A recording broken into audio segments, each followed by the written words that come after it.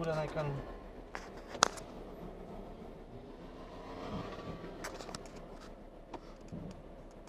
Så hvor skal jeg trykke? Her på midten?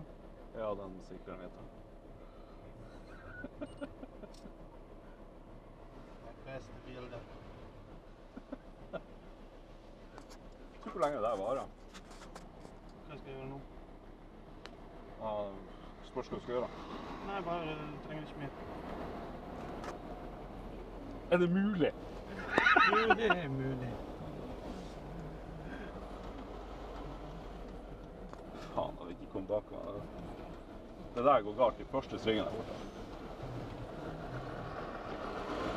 Er det han helt ødelagt på hodet, eller? Det er ingen som fløyter på han.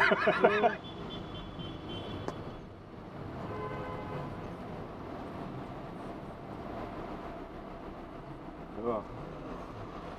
Han tar ikke signalet, han kommer til å gi på han der. Helt ødelagt. Det lyser jo lamper på dashbordet også. Nei, kjedelig. Kjedelig. Nei! Jo da.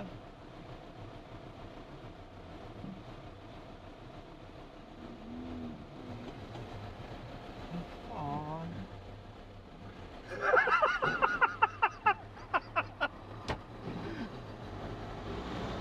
Noen folk. Ja, ja. Han berget seg i hvert fall.